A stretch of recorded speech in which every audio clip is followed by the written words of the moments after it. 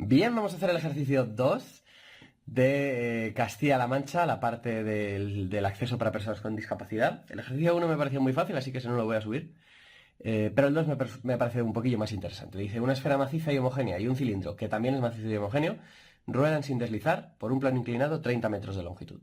Suponiendo que ambos cuerpos han iniciado simultáneamente su movimiento partiendo del reposo desde el punto más elevado del plano, calcúlese qué distancia ha recorrido cada uno de ellos cuando el otro llegue al final del.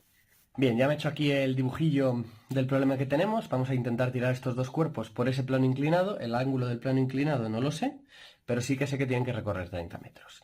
Me he puesto aquí los momentos de inercia, tanto de la esfera como del cilindro, porque son importantes para este problema.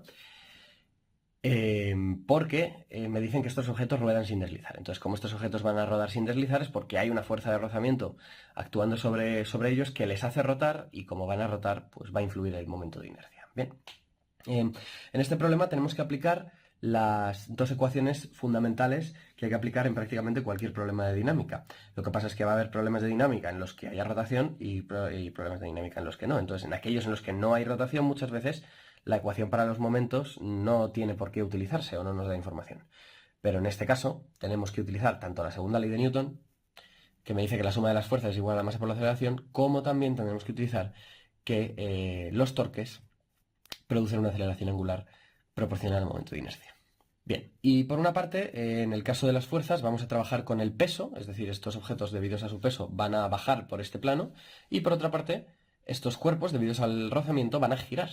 Entonces va a haber dos fuerzas que van a estar trabajando solidariamente para que estos cuerpos bajen por el plano. Una va a ser su peso, otra va a ser el rozamiento que le va a hacer girar y que va a hacer que acelere un poquito más deprisa, ¿verdad? Bueno, ahora vamos a ver exactamente. Por una parte tenemos, como hemos dicho, el peso. El peso es igual a la masa por la aceleración.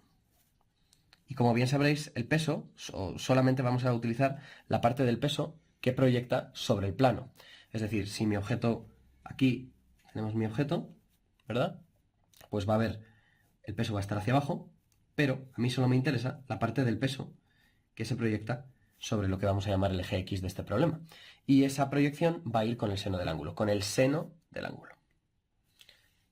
Bien, por otra parte tenemos los momentos. El momento que tenemos aquí es el momento de la fuerza de rozamiento, que como bien sabréis, la fuerza de rozamiento se aplica en el punto de contacto. Y va hacia acá. ¿Qué pasa? Que esta fuerza de rozamiento, al estar aplicada a una cierta distancia del centro del objeto, va a producir un torque.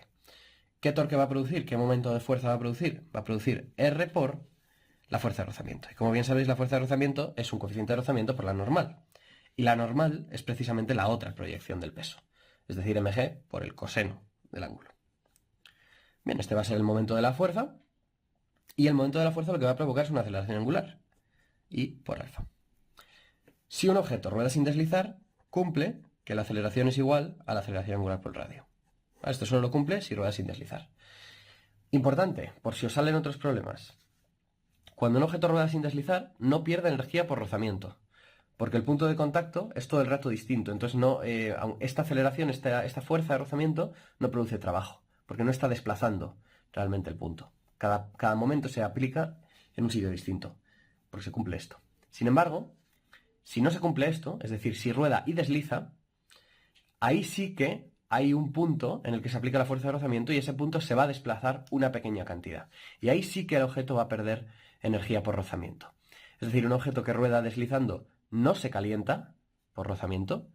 Sin embargo, un cuerpo que rueda y desliza sí se calienta por rozamiento. Esto es muy importante en las ruedas de los coches, porque normalmente una rueda de un coche no se calienta por girar, ¿vale? Porque no rueda deslizando, salvo que frenes a tope, ¿no? Y entonces derrape. Ahí sí se calentará por deslizar.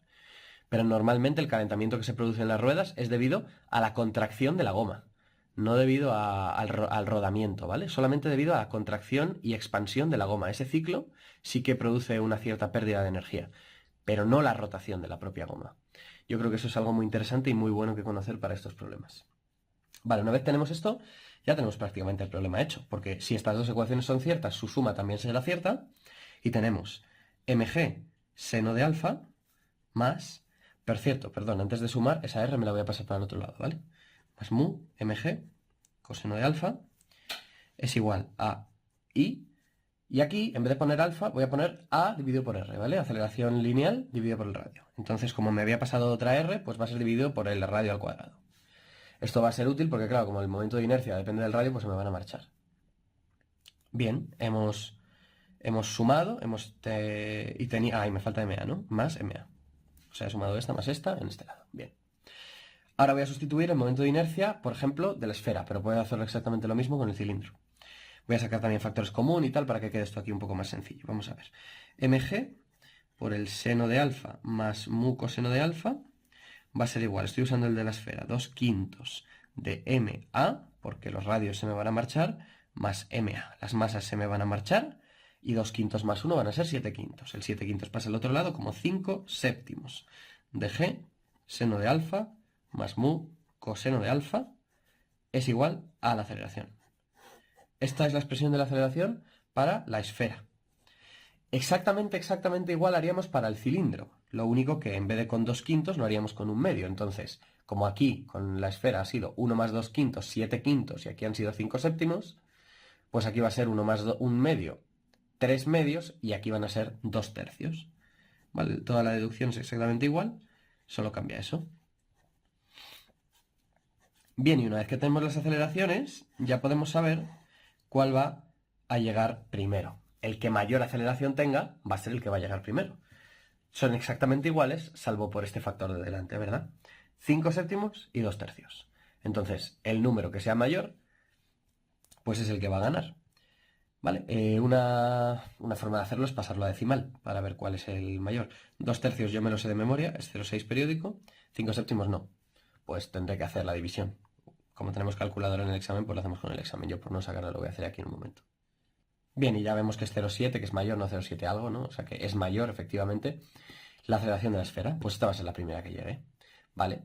Como esta va a ser la primera que llegue, puedo calcularme el tiempo que tarda en recorrer 30 metros mediante un movimiento rectilíneo uniformemente acelerado con velocidad inicial 0, como me dicen en el enunciado. Bien, he puesto aquí delta x igual a 1/2 de a t cuadrado. Esa es la ecuación del movimiento rectilíneo uniformemente acelerado cuando no hay velocidad inicial. De aquí me puedo sacar el tiempo. Como tengo muchas incógnitas, voy a sacar el tiempo en función de las incógnitas. Este 30 lo voy a mantener por no liarme luego con el siguiente, ¿vale? Pero podría poner simplemente delta x y no pasaría nada. Vamos a ello. Bien, despejamos el tiempo. Lo he separado así porque ahora vamos a ver que va a ser útil cuando vayamos a calcular el recorrido que hace el cilindro. Entonces, este es el tiempo que tarda la esfera en recorrer 30 metros. Vamos a ver en este tiempo cuánta distancia ha recorrido el cilindro. El cilindro habrá recorrido una distancia, 1/2, de la aceleración del cilindro, 2/3 de g por el seno de alfa más mu coseno de alfa, por el tiempo al cuadrado, es decir, por esto sin la raíz. 2 por 30 partido por 5/7 de bla, bla, bla, bla, bla, bla, que es exactamente todo esto igual que aquí. Es decir, todo esto se me va a marchar con todo esto, como veis. Y el 2 además también se me va a marchar con el 2. ¿Qué me queda entonces?